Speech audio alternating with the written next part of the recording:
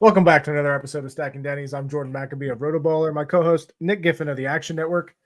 Joey Logano in victory lane at Texas. We all expected a very unpredictable type of race at Texas, and we definitely got that.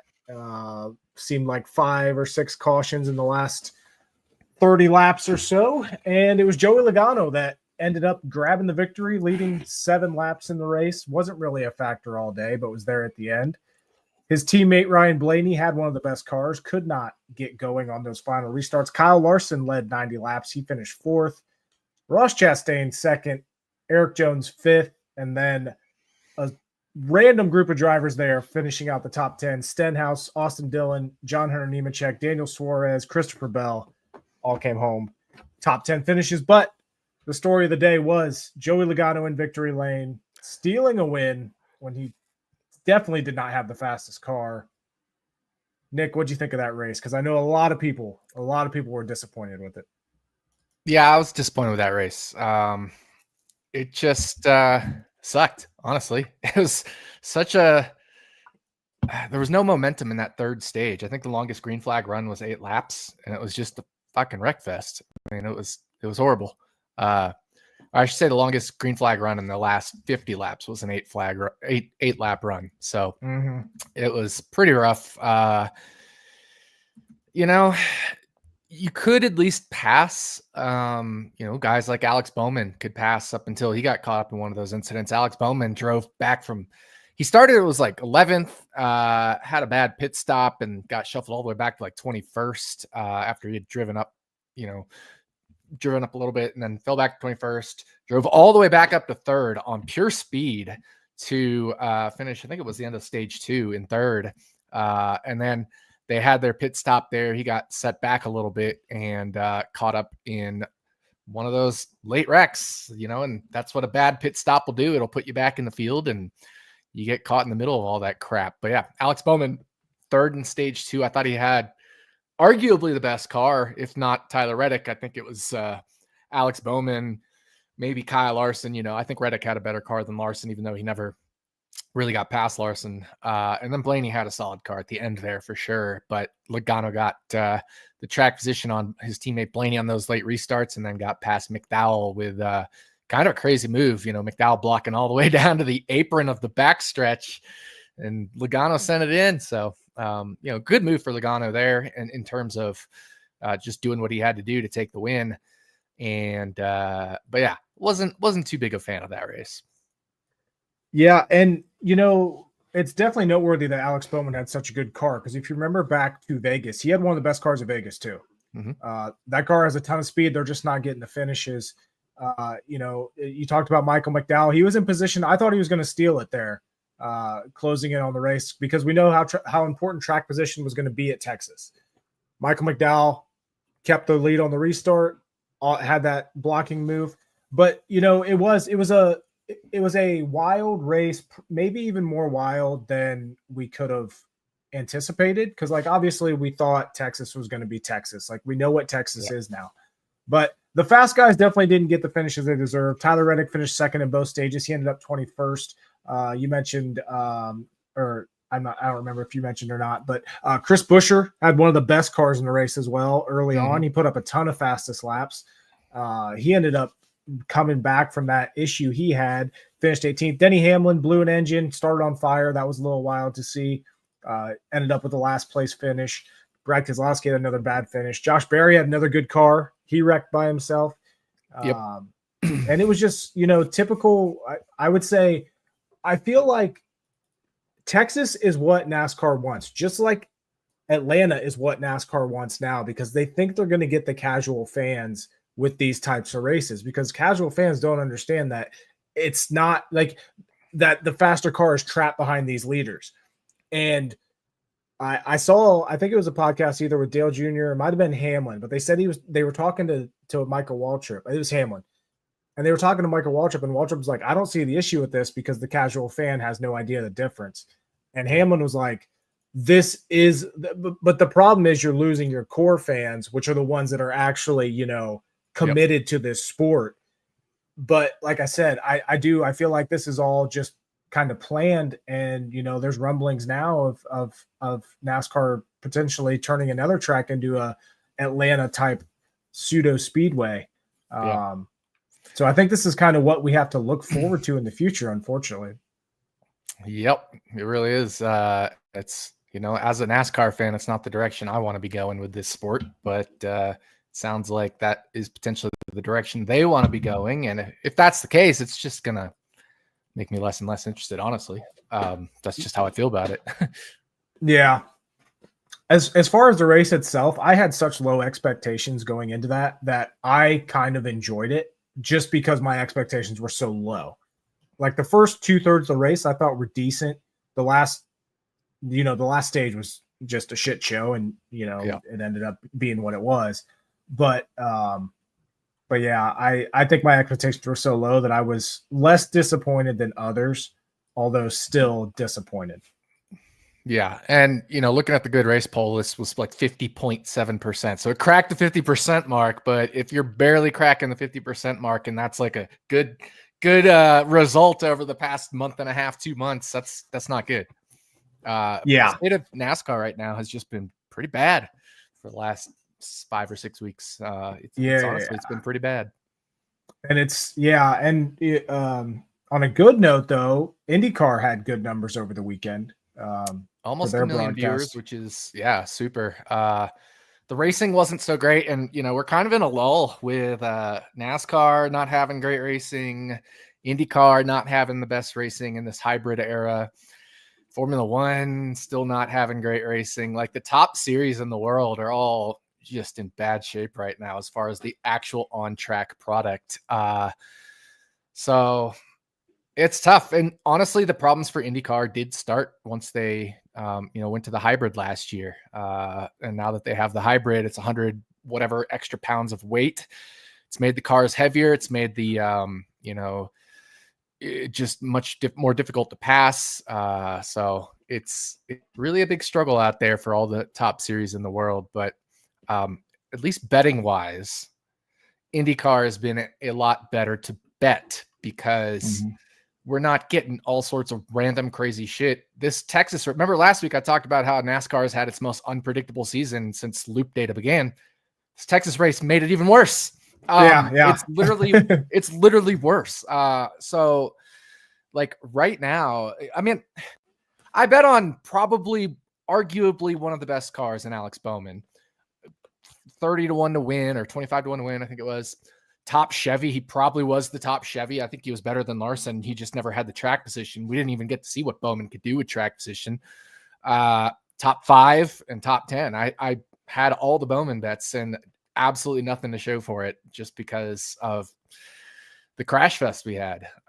So right now you're either hoping to like get a little bit lucky through a crash fest or a random strategy call. And NASCAR is just super unpredictable right now. And, I mean, like Ty Gibbs, he was running a great race all day. It was running 5th, 4th, 6th in that neighborhood. Sometimes the top Toyota, I had him top Toyota, and then he gets shuffled back because of all the crap. And it was another one of those races where I feel like I made really good bets and just, I mean, aside from, Tyler Reddick, most fastest laps. I bet his fastest lap of the race and most fastest laps. And I know you hit that one too. Aside from that, I don't think I won a single NASCAR bet this week, which is frustrating because I thought my analysis and my bets were really good based off of the speed on track. And that's just, and it's super frustrating on weeks like that when you do nail the speed, but it's, the results just aren't there. And then when it happens, in a month in a row, every single week, it's like, okay, this is, and I'm crushing IndyCar right now. I think every race this year I've made money in IndyCar, I believe. It might be like one race that I didn't, but it's just been a super good IndyCar year on the betting front of things. Lundgaard finished 2nd, but I had 2 other head-to-heads that won, so I was profitable in IndyCar, and I actually bet 2 other head-to-heads that I didn't even track that I sent to a couple other people. So I went 4 for 4 on my IndyCar head-to-heads and had a 85-1 driver finish 2nd. So like IndyCar is just awesome right now as far as betting. Although this week I haven't made a single IndyCar bet yet for this weekend's race. Yeah, I'm kind of irritated at myself for not betting the Pillow over Kirkwood that you mentioned on the It was show Hurt week over Kirkwood. Hurt over Kirkwood. Oh, was it? Yeah. Okay. Either but way, did that hit, right? Yeah, it was never in doubt. You know, Kirkwood never had track position over Herta all weekend. But yeah, you talked about how unpredictable the season has been, and then we had Texas, and I mean, you just look at some of these guys that finished top 10, top 5, or top 15. Austin Dillon, John Hunter Nemechek, Todd Gilliland was 11th, Ty Dillon was 12th. Like on a typical race weekend, you expect maybe one or two of these guys, not having Riley Herbst in the top 15, Justin Haley in the top 15, all those guys I just mentioned, Eric Jones in the top 5. Dude, it's crazy. Ross finished second, and he was garbage all day. Absolute dog shit garbage, and then he finishes second. Like, that's what happened in this race. Mm-hmm. Yeah, and I feel like he's done that before too, where like they're not good all day, but somehow at the end of the race they're there. I mean, it's because he missed all the Bristol. wrecks. He had a good car, but yeah, he missed all the chaos. That's all and he's a great restarter. That's all it came down to. Ross is arguably the best restarter in the series, up there with the Larsons, et cetera, of the world.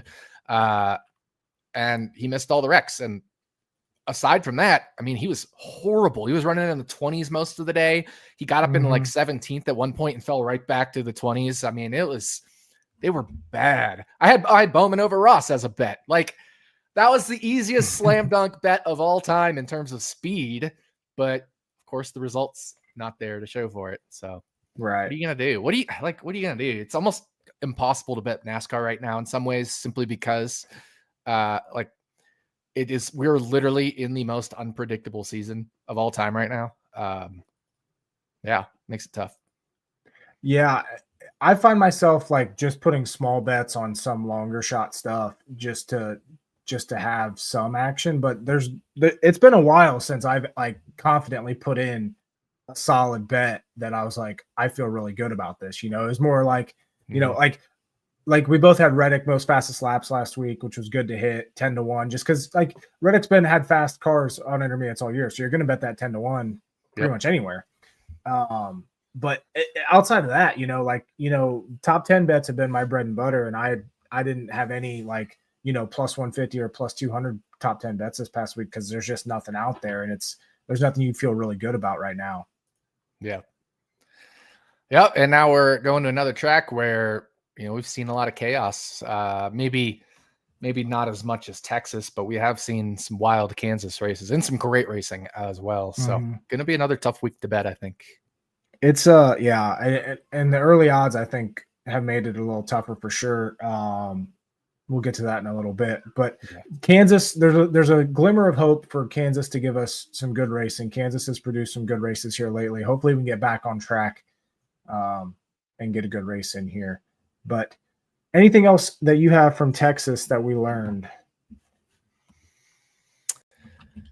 Yeah, a couple things. Spire has won both pole positions at the 1.5 mile tracks. Rosevar had a good car this past week once again.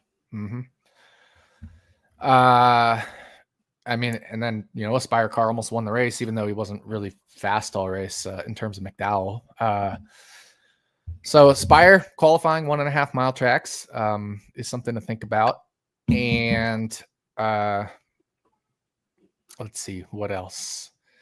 Oh yeah, Cindric had another good race. Yeah, Cindric had a really strong race. Just qualifying in general. If you look at Vegas and Texas, the 2.5 mile tracks, the top 5 has always been Hendrick Motorsports, Spire, and Penske in both races. So something to think about for qualifying. I think I saw a tweet from Win the Race that said HMS engines have won all intermediate poles this season. Makes sense. Between Spire and Hendrick itself. Yep. And Penske's been right there in both those classic 1.5 miles, not counting Homestead because that's a different kind of a 1.5 miles. But yeah. So I think could be in for something for Kansas there as well. But I'll have some more thoughts on Kansas and qualifying and things like that when we get to that. It is worth noting that out of the top 11 qualifiers at Texas, most of them finished in the 30s. Only one finished better than 13th, and that was Kyle Larson, who finished 4th and started there. So just to underscore just how crazy of a finish or finishing order that it was, that's what we were dealing with. Yep. But with his 4th place finish at Texas and Byron's 13th place finish, we now have a little battle for the points lead. Kyle Larson, 13 points within Byron at the point or in the points. Then we got a big gap back to Denny Hamlin and Chase Elliott, both 83 points back. Reddick's now in 5th, 84 points back. Christopher Bell falls back to 6th. It's wild when you look at it because 3rd, 4th, 5th, and 6th, they're all within 3 points of each other. But the top 2 have like kind of checked out by a full race almost, by more than a full race. Yeah, Larson's 6 stage wins this year. He grabbed one there at Texas as well. Leads the way. Byron has 3. Nobody else has more than 2. Going a little bit further down here in the points, Cindric's in obviously with that win, but if the playoffs started today, Ricky Stenhouse Jr. would be in the playoffs. He is 15th in points, 1 point behind Cindric, who has 75 stage points this year, by the way, plus that win. But Stenhouse above guys like Kyle Busch, Carson Hocevar, Ryan Preece. Allmendinger fell back a little bit with his bad finish, back to 19th. But shout out to Ricky Stenhouse Jr. for having a surprisingly consistent season so far this year. Yeah, I will say though, just he has to keep it up and keep getting solid results. Because I mean, look at Ryan Preece. He was sitting there 10th, 11th in points a few weeks ago, and then he's had 26th, 20th, DQ, and 29th. So all it takes is a couple bad races and you're right back out. So shout outs to him, but also got to keep it up, right? And we have 1.5-mile tracks are often very good for Stenhouse. We have Kansas and Charlotte as the next 2 races, and he's always been really good at Nashville. So we might have a good series and then add Michigan. Ricky Stenhouse Jr. could legitimately still be in playoff contention inside the cut line going to Mexico City, where we know he's not great at road courses, but he really needs 4 solid results these next 4 races. And I think they're it's definitely possible. For Kansas, that was actually one of my early bets. They had him at 16-1 for a top 10. I couldn't pass that up. I like that a lot. I wish I had gotten that. I think he's 10-1 now. It's the longest, but still don't hate that. But I definitely wish I'd grabbed that. I was so busy yesterday that I didn't have a chance to look at NASCAR bets at all. So it is what it is. Yeah, but there's only a handful of guys this year that do not have any DNFs, and Stenhouse is one of them. And for a guy whose nickname is Recky and who qualifies typically back in the 30s, that's pretty solid. Yeah. But yeah, you mentioned Preece. He was having another good run this past week, and he had issues. And then most of these points are just so tight, so it's just flip flopping back and forth between these guys. Interesting how Chastain, like we mentioned, how tight these points are. Chastain with a 2nd place finish actually fell in points down to 11th. Yep, that's why. Because Logano leapfrogged him and Bowman with his win. Yep. That's pretty funny. And because Ross got no stage points, right? So he was stage pointless. He only has 19 stage points this year. 19. That's less than Ricky Stenhouse has. That's wild. 3 guys have cracked 100. Yeah. The first 2 are obvious, and if you have it pulled up, it's going to be obvious for you just to quickly look at it. But William Byron, Kyle Larson, and Bubba Wallace have 100+ stage points this year already. I'm seeing 99 for Bubba on Wikipedia. Oh, NASCAR.com has 100. Interesting. That's interesting. There's a discrepancy there. Whatever. But you get the point. It's three drivers, and the third is Bubba, which I would not have guessed. I know he's done really well, and I would have said he's up there, but I would have said maybe somebody like Blaney or somebody like that. Yeah. Yeah. Blaney's close. He has 95. But yeah, that's definitely noteworthy. Going into Kansas, where I just want to point out Brad Keselowski's 32nd in points, but he has more stage points than Ross Chastain. Who's 11th in points. That is such a testament to how bad Chastain has been at qualifying this year. Yep. Yeah, you almost can't make early week bets on Ross right now because you're just going to get better numbers after. Yep. Practice and qualifying. Exactly. Yep. And there's always certain guys like that. Like Buescher's always been one of those guys too, where I typically wait, outside of something stupid, like getting him like plus 350 for a top 10 at a road course or something early in the week. But yeah, he'll qualify mid-pack, and very rarely does his odds come down. But what else you got from these point standings? Another bad day for Keselowski. He's got to win now. He's 100% in 100% must win. Not that it wasn't, but now it's absolutely 100% must win. And yeah, honestly, I don't think he's capable of winning anywhere except Daytona right now. They're not running well. They're definitely not running even good enough to steal a win. Oh, and they might. I forgot about Atlanta, but yeah, Daytona or Atlanta. Yeah, they're not running good enough to even steal a win, like you said. Like Buescher's outrunning them every week. Priest is outrunning them. Yep. Which I didn't expect that at all. I mean, I knew the potential. I know you've always been like a Priest potential guy, and I never have been. But even then, Priest is outliving my expectations or outperforming my expectations. Yeah, he's outperforming my expectations so much. And without that DNF, that DQ, he's sitting there inside the cut line probably as well. Because he finished second in that race, I think it was. So, that's another 35 points out the window. He'd be inside the top 14 or 13. Mm-hmm. Are you surprised? Another guy down there by Keselowski and getting is Noah Gragson. When are we going to start talking about him underperforming? I don't know if it's so much underperforming though, because that whole team is not performing this year. Zane Smith, Todd Gilliland are 26th, 27th. Gregson's 31st. And he's 50 points behind his teammates. But Noah Gragson actually has the best finish among all of these guys. Sure, it was at Talladega, but in terms of non-drafting tracks, he also has an 8th at Coda, which is the best finish of these guys as well. So I think a lot of it's bad luck. I mean, he was a victim of circumstance at Texas. He was actually having a good race and got caught up in that Bubba Wallace crash that he started there. So that ended up getting into Alex Bowman and stuff. So yeah, it's just victim of circumstance there. Noah was having a good day.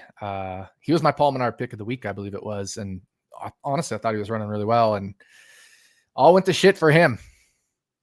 Mm-hmm. Yeah, these teams that have expanded are definitely, I think a lot of them are going through growing pains.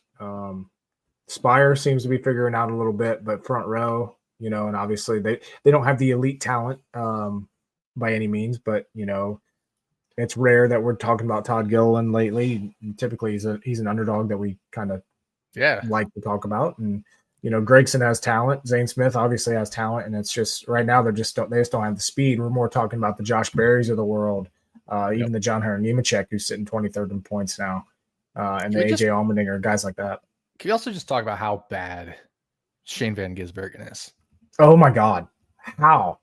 Like it is atrociously bad. Like we give Daniel Suarez shit for being worse than Ross, but Shane Van Gisbergen is that distant to Suarez as Suarez is to Ross.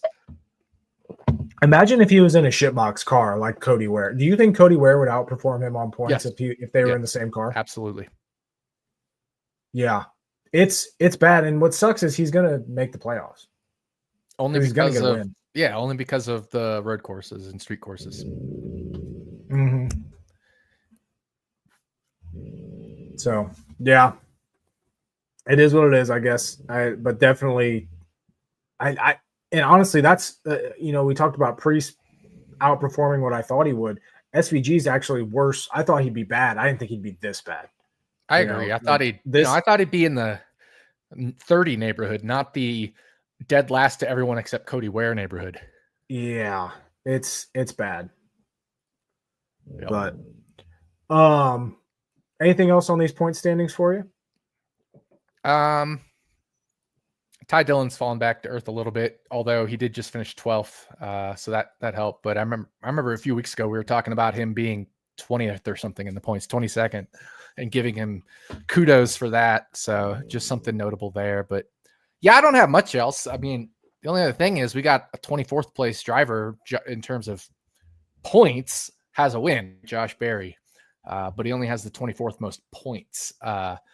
It would have been interesting if McDowell had won, because that would start to make the playoff picture a little bit more interesting as well. And absolutely. I'm not a McDowell fan, but I almost was kind of rooting for him to win just because of that. I definitely was. I 100% was. When he took the lead, I'm like, you know what? For the drama of these playoffs, give me a Michael McDowell win. And I guess, if you're Kyle Larson, if you're up there, you almost are rooting for McDowell to win, because that gets him into the playoffs and takes a playoff spot away from a potentially good driver. But not if you're Logano or Blaney, because they hadn't had wins yet this year. So, they had to be going for the wins. But Kyle Larson had to have been rooting for Michael McDowell there at the end. And, he should have probably done anything he could, because he was still running inside the front 2 rows on those late restarts to help McDowell. That would have been the meta right there. Instead of getting the win yourself, just help McDowell. Yeah. That's a good segue into whine about it if you have no more. Yeah, let's go whine about it. From Texas. All right.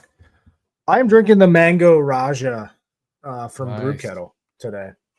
Just trying it for the first time. I do not like IPAs. This is a mango IPA.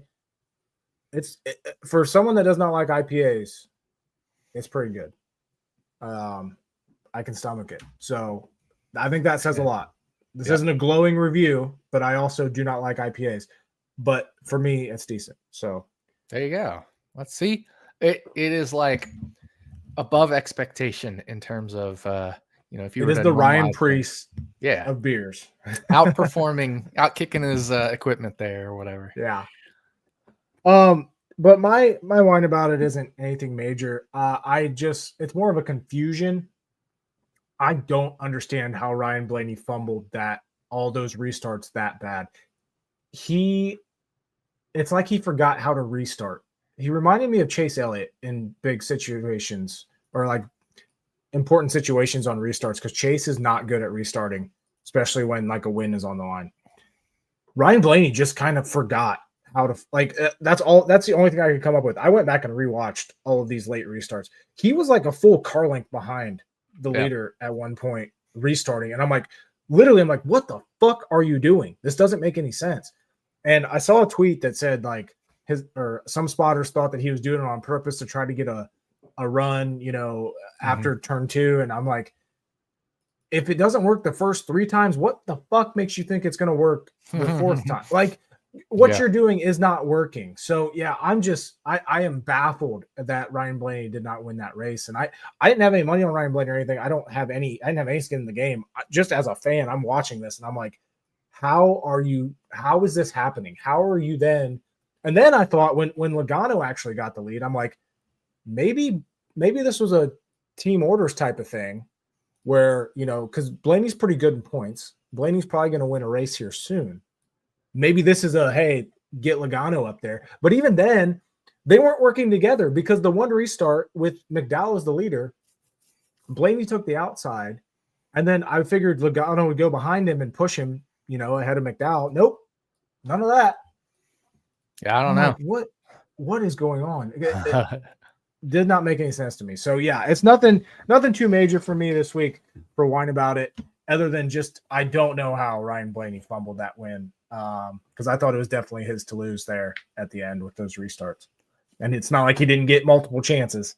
Well, you've talked about it before. I mean, after he choked away that Homestead win, he lacks the clutch gene or something. So maybe it's just some of that. I don't know.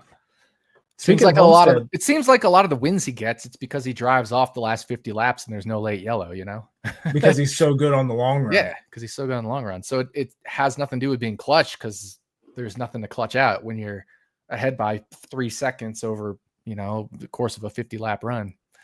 But yeah, speaking of Homestead, go ahead. Championship next year, move to Homestead.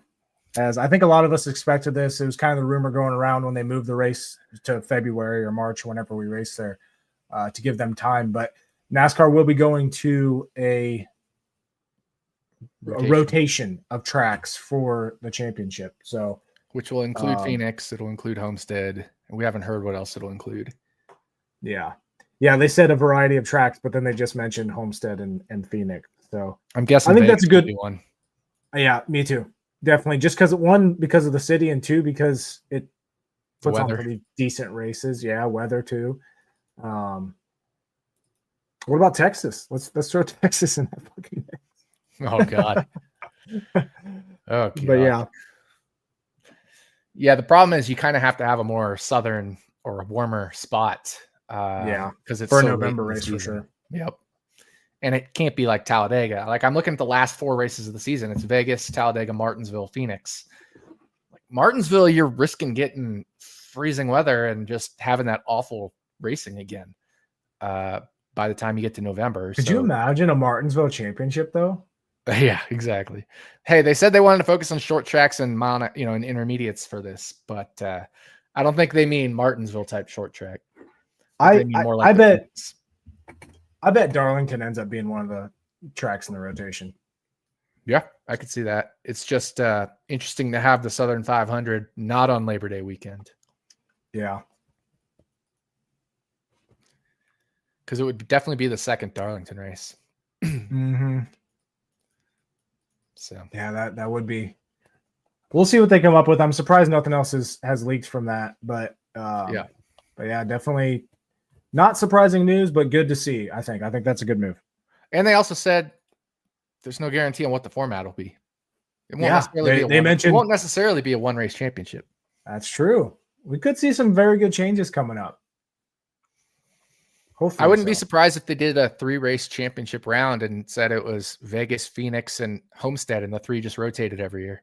That would make sense. Yeah, and then it's just the final race that determines the champion, but it's not the only race. Yeah. Guess we'll see. All right, what's your one about it? I know we're getting really close to the end here on Fox, which is thank God. Yeah. But you have a driver, Michael McDowell, has 2 career wins ever, and he's about to steal a win and steal a playoff spot on old tires, right? Remember, he was on, I think, 2 tires or something. And he's trying to hold off guys on 4 tires. 2 Team Penske drivers, and he takes a Penske driver down to the fucking apron on the backstretch, and they sound like it's a Sunday drive in the excitement. The Fox booth is terrible. The booth is terrible. We say it every week, but it's just, you listen to the IndyCar broadcast, and I mean, the Alabama race was not that great for IndyCar, but they made it sound exciting. They made it sound so much more exciting. Alex Palou's winning by 15, 20 seconds, and it's still exciting in terms of, the other stuff they can make sound dramatic. And if it was a battle for the lead, they'd be going absolutely nuts. And some people I've seen comments on Twitter like, well, I don't need commentators to tell me they're excited. Okay, then turn the commentary off. Then if you don't need it, then, So, but for those of us that like to have that excitement, and you hear the booth and they're just like, oh, he's blocking down to the apron. Logano takes the lead. Yeah. Like, it's awful. It's awful. It is. It's and people don't realize how much of the commentary is a major factor of the broadcast. I would argue it's probably more important than the actual visuals, because they have to let you know what's going on in addition to what you're seeing. And Fox, like, once again, as they do every year, they've just mailed it in, because you look at all the pit stops and all this stuff getting shuffled around, guys taking 2 tires, guys taking 4 tires. They just decided not to show that this week at Texas, when that's the race when people are going to take 2 tires and 4 tires to get track position. Just didn't even show it. Didn't The even care. commentators maybe said, maybe they took 2 tires. We don't know. Yeah, they're not like just completely not the commentators, but just Fox as a whole was completely unprepared for the fact that tires strategy would be a thing this week. And they didn't even think like, we really got to get that 240 tire graphic image straight on point so we can let the viewers know what's happening. Instead, they're more interested in showing live speed, which nobody fucking cares about. That's completely the most useless graphic of all time. I don't care what the driver's current speed is. That's not going to tell me anything. Because they're all at different points in the track. I'm watching it and I'm like, why? This is such an awful. And then like their little graphic that they finally started using for who had the fastest lap, they finally put it on like lap 200 something. I'm like, thank you for waiting till this race was 70% done to yeah, the live speed thing. I forgot about that. That should have been my whine about it. Because what a worthless fucking stat. It tells nobody anything. It is completely meaningless. It is cool. It is kind of cool to watch during qualifying. So you know how fast that car is going right then and there, but you're focusing on one car. When you have it all compared, one, there's a lag to it on the running order. And two, they're all at different points in the track. So you have no comparison of what's like actually good. It is so bad. You and I could design a better leaderboard. Like a much more informative graphic would be how many tires they took on their most recent pit stop and how many laps ago that was. In case there's different, somebody's on 30 lap old tires and somebody's on 10 lap old tires and whatever, like fuck Fox. God, we're almost done. We're almost done with them. For NASCAR, for IndyCar, and this is their first rodeo with IndyCar. They had issues this past weekend with IndyCar. The leaderboard was wrong for the first stint, but they got it fixed and they're making improvements every week. They're investing in IndyCar. I'd love to see that. So fuck NASCAR and Fox. Yeah. As always, presented by RotoBaller Winery and the brew kettle. Why did I say blue? Probably because I got an ad for Chase Elliott right in front of me, and he has a blue prime thing on. But I didn't bust open a RotoBaller wine this week, but I'll be back for Charlotte when we go to the 600. I'll definitely have a wine for that one. Mango Raja, 6% alcohol. Nice, pretty solid. All right, we are on to Kansas AdventHealth 400, another 1.5 mile track. Sister track to Las Vegas. We know who is fast in Vegas. Blaney had one of the fastest cars. Bowman was really good. Joey Logano almost stole that race at Las Vegas if it wasn't for that late caution. Ended up with Josh Berry in victory lane, who was just strong at Texas last week as well. Oh, what? Where do you want to start with Texas? Kansas. Damn, I can't even get the. I want to start with qualifying. Okay. And it's not about betting qualifying, but how important the order is in Kansas, because Kansas qualifying starts at 4:40 local, the hottest part of the day, and immediately is going to be cooling off. And Denny Hamlin talked about it on his podcast. He thinks they're going to qualify like shit because they go out so early. They go out 9th. And the track is just going to get faster and faster during qualifying. So that qualifying order is going to be massive. Alex Bowman, Denny Hamlin, Bubba Wallace. These are drivers you don't have to bet early in the week. Even a driver, like if you're looking at betting like AJ Allmendinger, you don't even need to bet him early this week because he's going out like 3rd or something. These guys aren't going to qualify well, most likely. And I looked at the weather for Kansas. Literally the hottest part of the day is the start of qualifying, and it immediately starts cooling off right as qualifying is going on. So basically, we're looking at a Larson or a Team Penske poll. Which was my point now, because my point was Hendrick ends and Team Penske, remember? So in that late period of qualifying, you have Byron, you have Larson, you have Blaney and Logano. That's who I'm looking at for pole, but also who to win stage 1, right? Because they'll have that track position or stage 1 type matchups or things like that. So if you're looking to bet, I think the edge right now is you don't need to bet on Bubba Wallace, Denny Hamlin, Alex Bowman right now. But if you like a Byron or a Larson or any of these guys, take them now. And you say Christopher Bell, absolutely. Like if you're looking in the Toyota camp, Christopher Bell is plus 110 versus Denny Hamlin right now. Who's to say maybe you don't take Bell at plus 110 early in the week, and then after practice and qualifying, Hamlin's plus 110 versus Bell, and you can just take free money, right? Mm-hmm.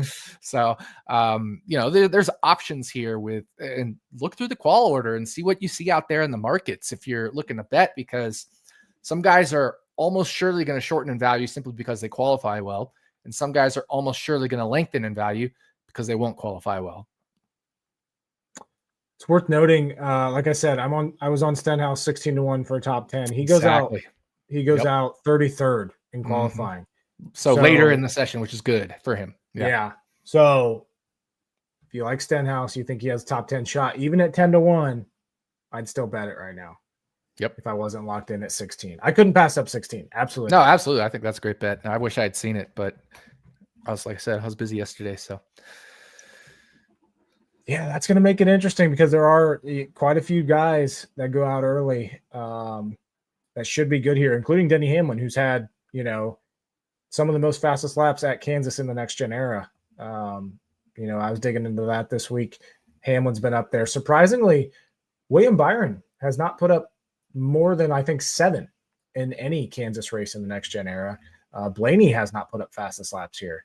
So just an interesting note there for what to expect. But yeah, we could see, because of all the chaos at Texas, we could see a weird starting lineup here for Kansas this weekend.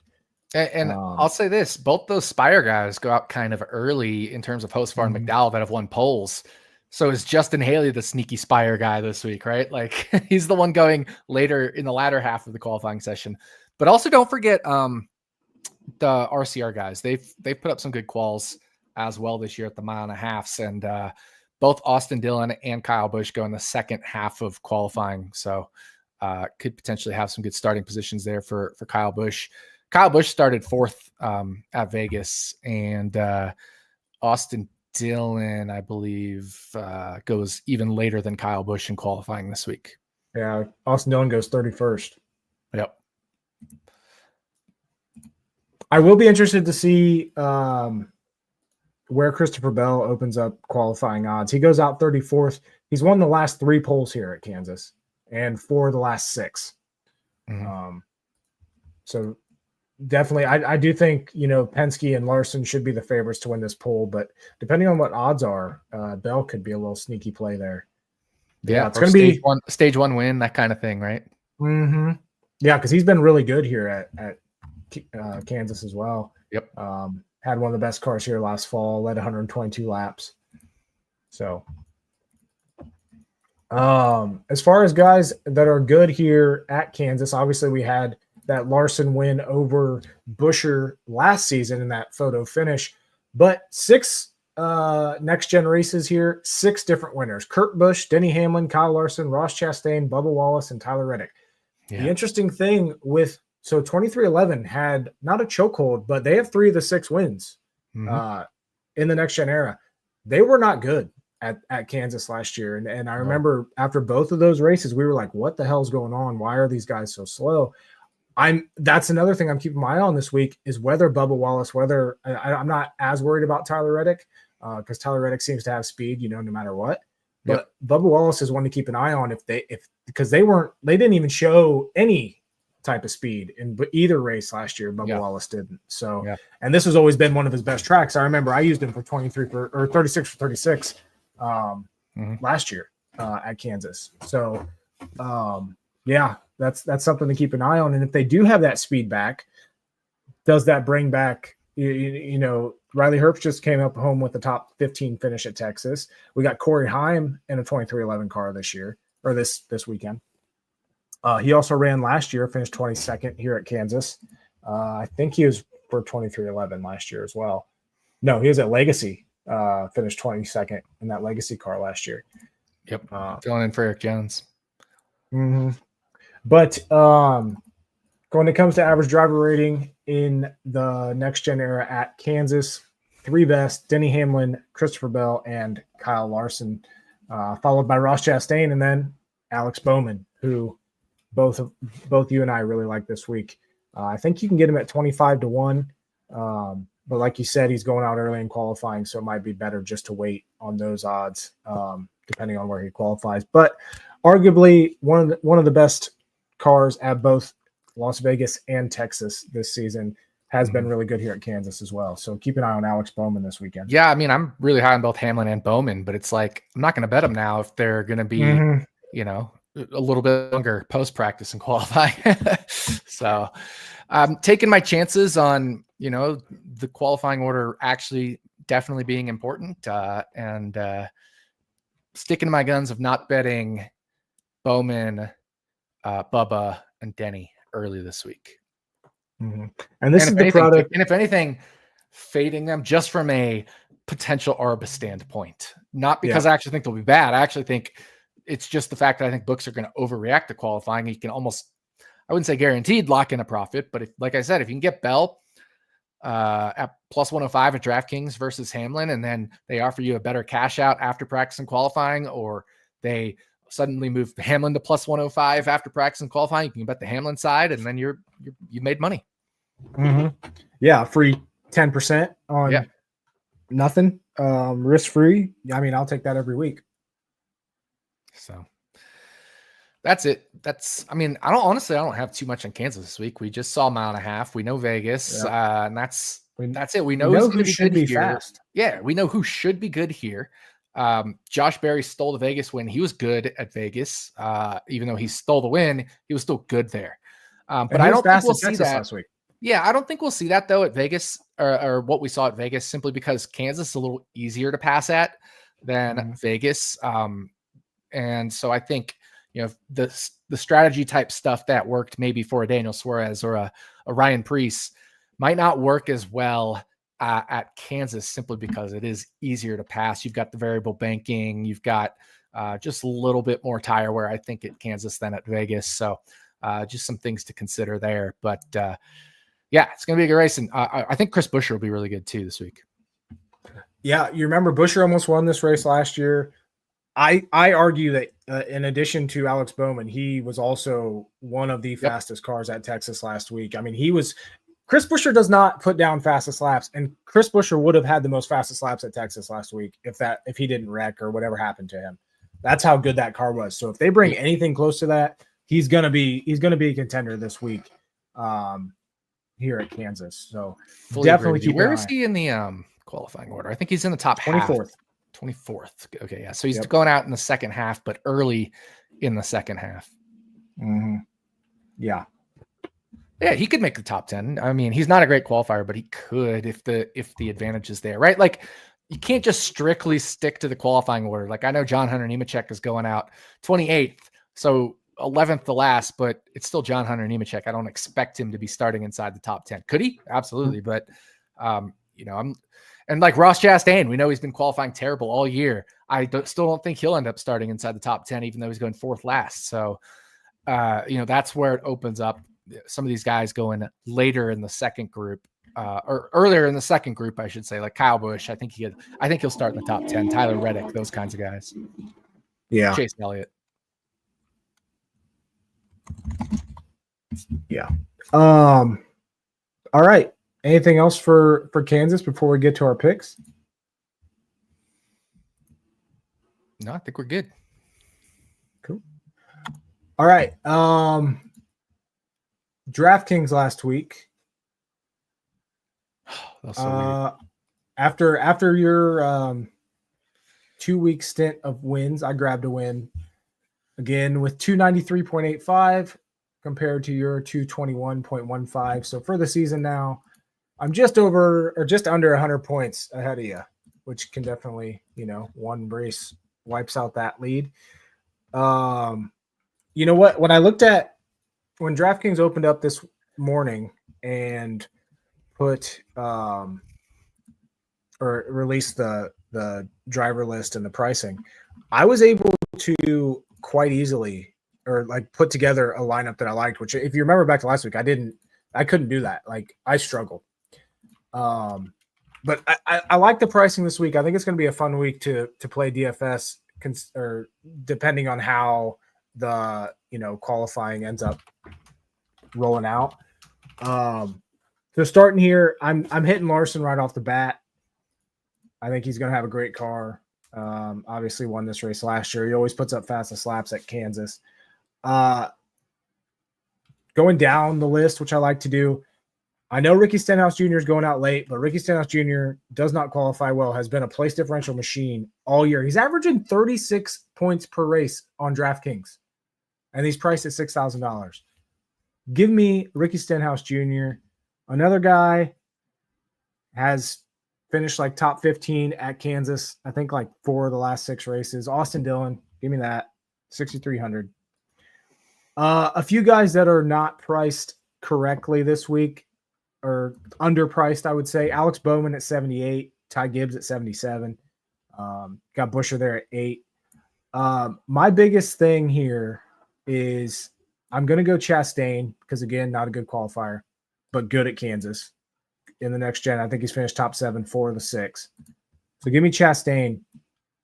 And then my biggest my decision is between going Reddick and Busher or Bowman and Hamlin.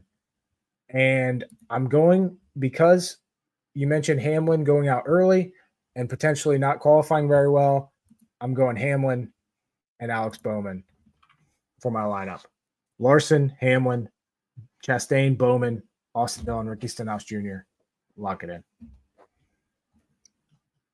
Sounds similar to mine. I figured it would be. I figured we'd end up, a very similar, maybe like 1 or 2 different guys. Yep. So I am going to go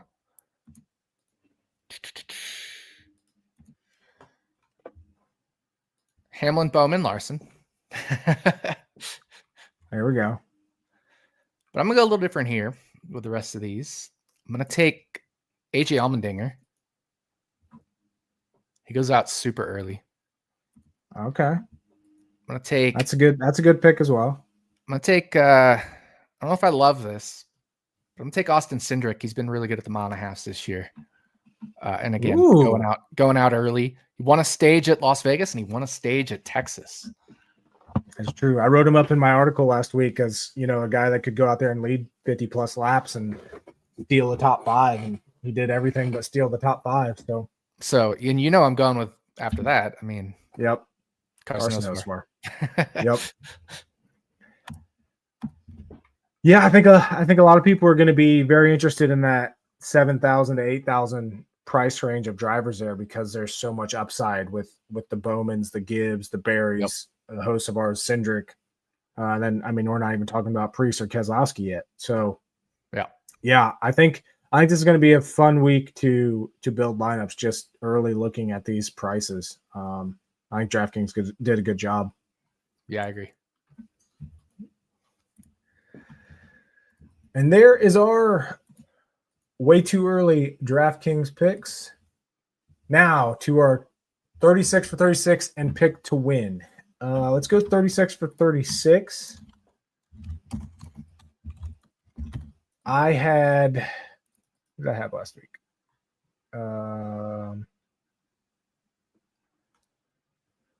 I had Suarez last week. I'm going to go. So initially I was going to go Chastain here. I also thought about using a heavy hitter and maybe going like a Larson. Still kind of considering that. But give me a guy that almost tried to steal a win at Texas last week, was there at the end, has led 40 laps in the 2 races here at Kansas last season. I'm going Kyle Busch this week at Kansas in my 36 for 36. I like that pick.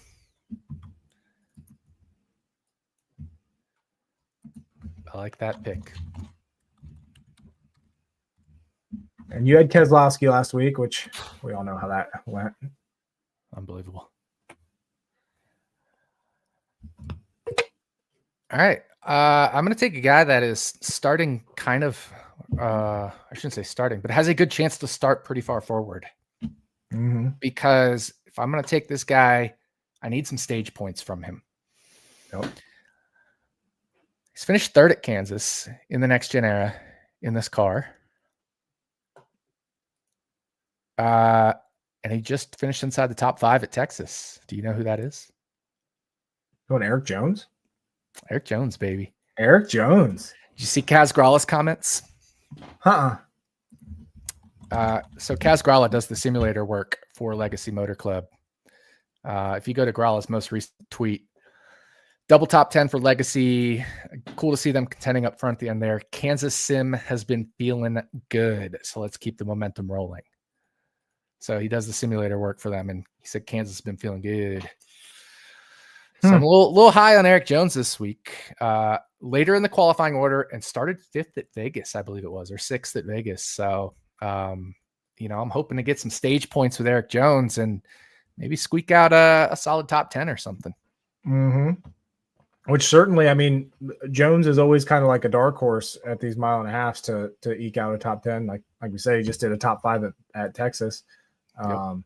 And if you listen to DBC podcast, Door Bumper Clear or whatever, Freddie Kraft said Jones was really fast at Texas. You couldn't really see it because he was in traffic and stuff, but he had better speed than like Bubba Wallace, for example.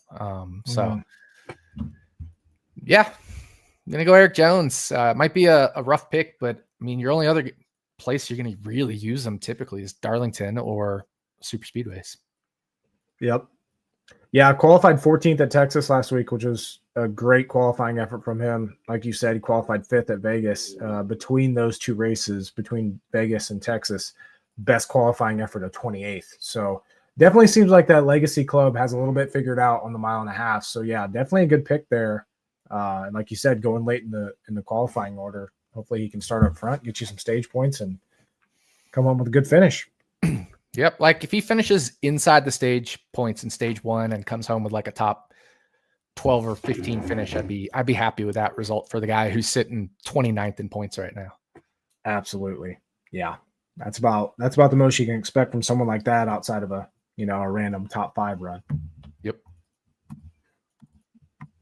All right. You got Jones. I got Kyle Busch in 36 for 36 this weekend. Picks to win.